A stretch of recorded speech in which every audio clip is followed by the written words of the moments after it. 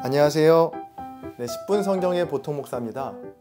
오늘은 마태복음 14장으로 한 장 묵상을 나누겠습니다. 혹시 마태복음 14장을 아직 읽지 않으셨다면 영상을 잠시 멈추고 14장을 먼저 읽고 오세요. 마태복음 14장입니다.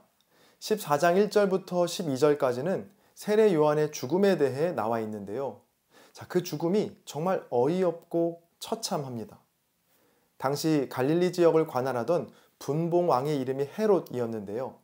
정확한 이름은 헤롯 안티파스입니다. 이 마태복음 2장에 나오는 헤롯 대왕과 동일 인물은 아니고요. 그 헤롯 대왕의 아들인데요. 헤롯 안티파스는 이 조카이자 또 형수이기도 했던 헤로디아라는 여인과 결혼을 하게 됩니다.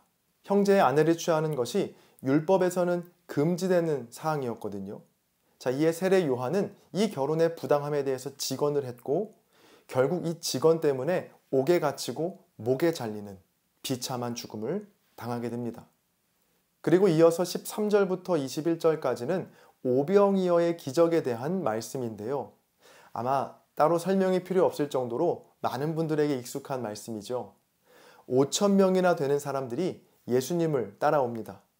그것도 여자와 어린이를 제외한 숫자니까 그 숫자는 못해도 8,000명은 좋게 되었을 겁니다. 저녁이 되자 제자들은 예수님께 이 무리를 마을로 돌려보내 먹을 것을 사 먹게 하자라고 제안하죠. 그런데 돌아온 예수님의 대답은 갈 것 없다. 너희가 먹을 것을 주라 였습니다.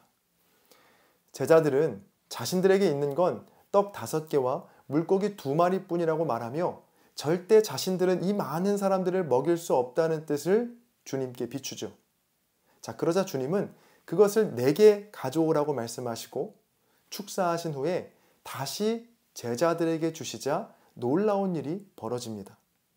이 오병이어로 5,000명이 배불리 먹고도 남게 되는 기적이 일어나게 된 것이죠. 이어지는 22절부터 33절까지는 물 위로 걸으신 예수님에 대한 말씀이 나옵니다. 오병이어 식사 후에 예수님은 제자들을 먼저 배에 태워 건너편으로 가게 하시고 산 위에 올라가서 혼자 기도를 하시죠. 그렇게 제자들은 예수님 없이 배를 타게 되는데요. 갑자기 큰 물결 때문에 고난을 당하게 됩니다. 예수님 없이 거센 바람으로 배에서 고생하고 있던 제자들에게 예수님께서 바다 위로 걸어서 다가오시죠. 제자들은 처음에는 유령인 줄 알고 무서워서 소리를 질렀지만 곧 예수님이라는 사실을 알게 된 후에 베드로는 겁도 없이 자기도 물 위를 걷고 싶다라고 합니다.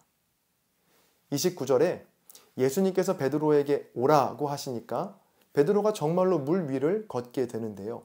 그러나 바람을 보고 무서워한 베드로는 물에 빠져들기 시작했고 예수님은 베드로를 붙잡아 올리십니다. 그렇게 다시 예수님께서 제자들이 타고 있던 배에 오르시자 바람이 그치게 되었고 배에 있던 제자들은 예수님께 절하며 하나님의 아들이심을 고백하게 되죠. 그리고 마지막 34절부터 36절까지는 게네사렛 땅에서 찾아온 모든 병자들을 치유하시는 것으로 14장 말씀은 끝이 납니다. 마태복음 14장을 통해 과연 주님은 우리가 무엇을 깨닫게 되기를 원하실까? 기도하면서 본문 말씀을 깊이 묵상하던 중에 흥미로운 사실 하나를 발견하게 되었는데요. 오늘 본문에 등장하는 이 오병이어의 기적은 사복음서 모두에 등장하는 유일한 기적인데요. 특히 세례 요한의 죽음 후에 오병이어의 기적에 나오는 이 패턴은 공관복음서라고 불리는 마태, 마가, 누가복음에 똑같이 나옵니다. 당시 세례 요한의 죽음은 유대 사회에 적지 않은 파장을 일으켰을 겁니다. 세례 요한이 세례를 베풀 때 바리새인과 서기관들도 왔을 정도로 세례 요한은 많은 관심을 받았었거든요. 특히나 예수님을 따르던 제자들에게는 굉장한 충격이었을 겁니다. 예수님의 제자 중에 이 안드레는 세례 요한의 제자였거든요. 또 요한도 세례 요한의 제자였을 가능성이 매우 높습니다.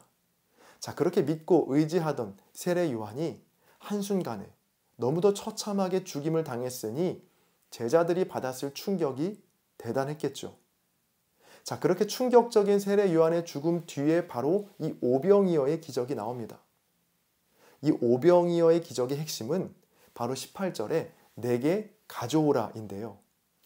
제자들의 손에 있을 때는 12명이 먹기에도 부족한 오병이어가 예수님께 가져가니 또 예수님의 손에 붙들리니 5,000명이 먹고도 남게 되었습니다.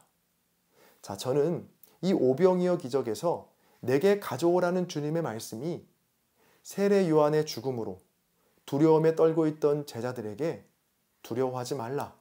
너희 손에 있는 그 걱정과 그 두려움을 내게 가져오라는 주님의 위로와 격려의 말씀으로 들렸습니다. 또 베드로가 물 위를 걸을 때에도 바람을 보고 무서워하는 베드로에게 주님은 믿음이 작은 자요, 왜 의심하느냐라고 말씀하시죠. 그리고 마지막 34절부터 36절까지는 모든 병자들을 고치시는 것으로 24장은 끝이 나는데요.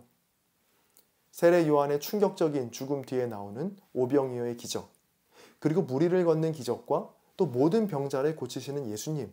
저는 이 마태복음 14장 전체의 내용이 우리에게 주는 메시지는 바로 예수님 한 분이면 충분하다라고 정리해 보았는데요. 세례 요한의 죽음으로 혼란스러워하고 두려워하는 제자들에게 두려워하지 말라. 나는 너희 손에 있는 보잘것없는 오병이어를 통해 5,000명을 먹일 수 있는 능력의 주님이고 풍랑도 잠잠케 하며 오라는 한마디에 물 위를 걷게 할 수 있는 전능한 주님이다. 그리고 나를 찾아온 모든 병자들을 치유할 수 있는 사랑의 주님이다. 그러니 너의 손에 있는 것이 아무리 적어도 걱정하지 말고 또 불어오는 바람을 두려워하지 말아라. 혹시 세례 요한의 죽음처럼 생각지 못한 고난과 어려움으로 또 두려움과 낙심 속에 빠진 분들이 계신가요? 지금 우리에게 필요한 건 많은 떡과 물고기도 또 물 위를 걸을 수 있는 초인적인 힘도 아닙니다. 바로 예수님 한 분이십니다. 모든 것을 하실 수 있는 전능하신 주님, 또 자기를 찾는 자들을 외면하지 않으시는 사랑의 주님. 그 예수님은 지금도 우리와 함께 하시며 나의 걱정과 불안과 염려를 어서 내게 가져오라고 말씀하십니다.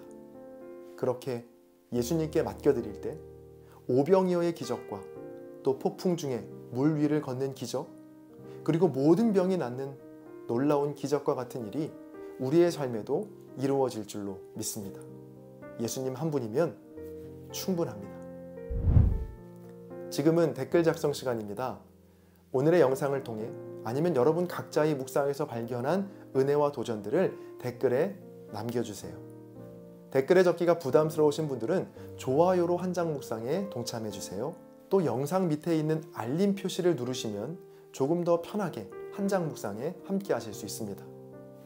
여러분의 나눔이 누군가에겐 큰 위로와 도전이 될 수 있습니다. 찬양 들으시면서 댓글 남겨주시고요. 저는 다음 영상에서 뵙겠습니다. 감사합니다.